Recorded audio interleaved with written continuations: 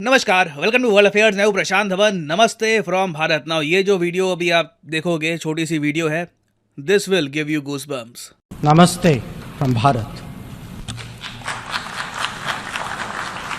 Late me begin.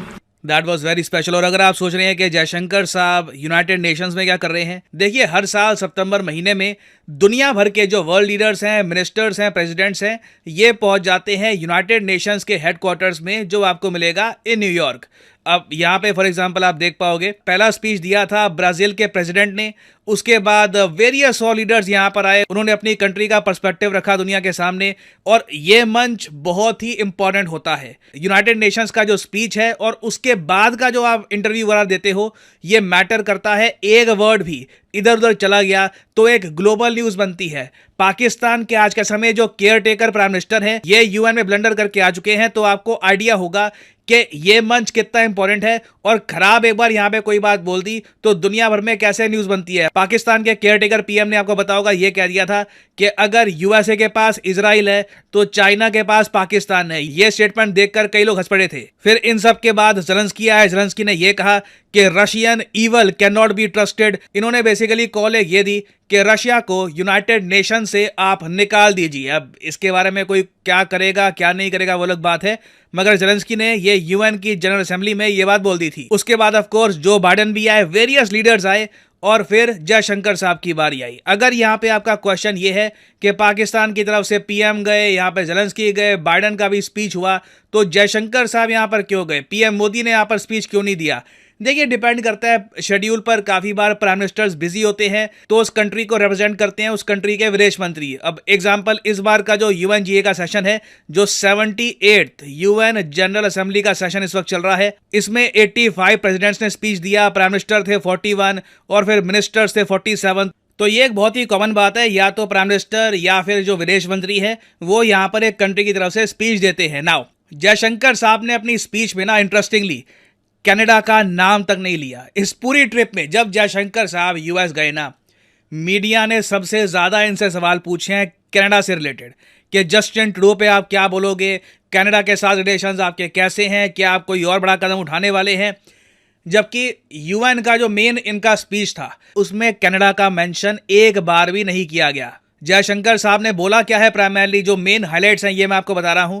इन्होंने पहली बात तो ये कहा कि हम अब नॉन अलाइनमेंट की एरा से बाहर आ रहे हैं। ये बहुत बड़ी बात है। India one of the founder countries था of the non alignment movement, तो उस मूवमेंट से हम बाहर आ रहे हैं और अब भारत इवॉल्व कर चुका है इनटू विश्व मित्र। ये बहुत ही इंटरेस्टिंग है।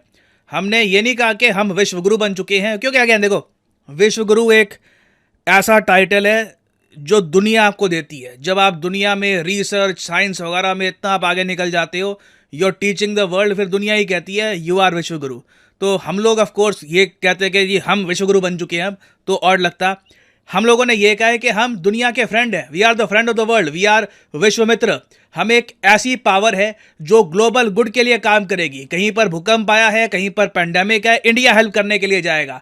और जयशंकर साहब ने यह भी कहा कि इंडिया की जो विलिंगनेस है टू बिकम अ विश्व मित्र, आप इसी बात से देख सकते हैं कि इंडिया की एंगेजमेंट कहाँ कहाँ पे है। हम लोग क्वाड की जो रैपिड ग्रोथ हो रही है उसका पार्ट है, हम लोग ब्रिक्स के एक्सपेंशन का पार्ट है। इंडिया अकेला देश है जो दोनों आपको ग्रुप्स में मिलेगा, ब्रिक्स में भी मिलेगा, एससीओ में भी मिलेगा, साथ में क्वाड में भी है, और I2U2 जिसके बारे में आपको पता होगा, इंडिया, इजराइल, यूएसए, यूएई, इस ग्रुप का भी पार्ट है। और अब तो ICEM का भी इंडिया एक इंटीग्रल पार्ट है। तो जेन्युइनली ये आप कह सकते हैं ये एक टाइटल है जो इंडिया ने अर्न किया है। दुनिया का दोस्त कौन सा एक देश है जो दुनिया का दोस्त है, जो रशिया का भी दोस्त है, जो यूएसए का भी दोस्त है? इट इज इंडिया, विश्व मित्र। फिर आगे देखिए, जयशंकर साहब ने हाईलाइट किया है कि अफ्रीका को दुनिया इग्नोर नहीं कर सकती। इंडिया ने इंश्योर किया कि जब G20 समिट इंडिया में होगा तब अफ्रीकन यूनियन को इंडिया की प्रेसिडेंटशिप के अंडर एक प्रॉपर मेंबर बनाया जाएगा ऑफ द G20, और most probably in the future G20 नाम को भी अपडेट करके G21 भी कर देंगे। करना चाहिए क्योंकि अब एक नया मेंबर यहाँ पे आ चुका है। साथ में इन्होंने ये भी कहा कि अफ्रीकन यूनियन की इंपॉर्टेंस इतनी ज्यादा है कि कल को जब यूएन सिक्योरिटी काउंसिल का भी एक्सपेंशन होता है तो वहां पर भी अफ्रीकन यूनियन को एक प्रॉपर जगह मिलनी चाहिए। और फिर आगे इन्होंने ये भी ऐड किया कि अब वो दिन खत्म हो चुके हैं जब कुछ चुनिंदा कंट्रीज डिसाइड करें कि दुनिया का एजेंडा कौन तय करेगा। देखो, ऐसा नहीं है कि अफ्रीकन यूनियन को प्रमोट करना हमारा काम है। हमारा काम ये है कि पावर का प्रॉपर डिस्ट्रीब्यूशन हो, दुनिया में एक्चुअल डेमोक्रेसी आए। ये ना हो कि यूरोप और नॉर्थ अमेरिका डिसाइड करेगा कि पूरी दुनिया में क्या होगा। अफ्रीका की भी सुनोगे आप साउथ एशिया की भी सुनोगे, आप लैटिन अमेरिका की भी सुनोगे। तो दिस इज वेरी इंपॉर्टेंट। तो जयशंकर साहब ने ये सब बातें यूएन ने मेंशन करी। अब इस स्पीच के बाद ना मीडिया के साथ इनकी एक इंटरेक्शन थी। वहां पर मीडिया ओपन सवाल पूछता है कनाडा के बारे में, और इश्यूज के बारे में। तो यहाँ पे मैं चाहता हूं कि आप देखें कि जयशंकर साहब से क्या पूछा गया और इन्होंने क्या जवाब दिया। My question is just in continuation to the Canada a topic that you addressed. What would be your response to the latest reports that have come in where it is said that intelligence was shared amongst the Five Eyes about the assassination is what they're calling it. And the other thing is apparently the FBI has told U.S. Sikh leaders that there are credible threats to them. So just wanted your reaction to that. I'm not part of the Five Eyes. I'm certainly not part of the FBI. So I think you're asking the wrong person.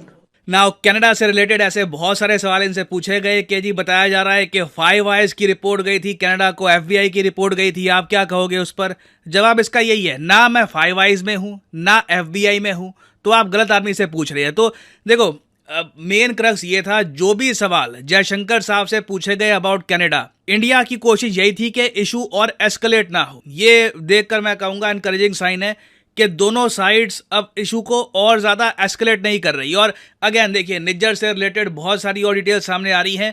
अभी recently देखा गया कि कई reports publish हुई हैं जहां पे बताया गया कि निज्जर को जहां पे मारा गया था, जिस गुरुद्वारे के बाहर उसको मारा गया था, उसकी वीडियो सामने आई है। उस वीडियो में देखा जा रहा है कि 50 बार उस पर गोलियां चलाई गई थी, उसमें से 30 गोलियां उसको लगी।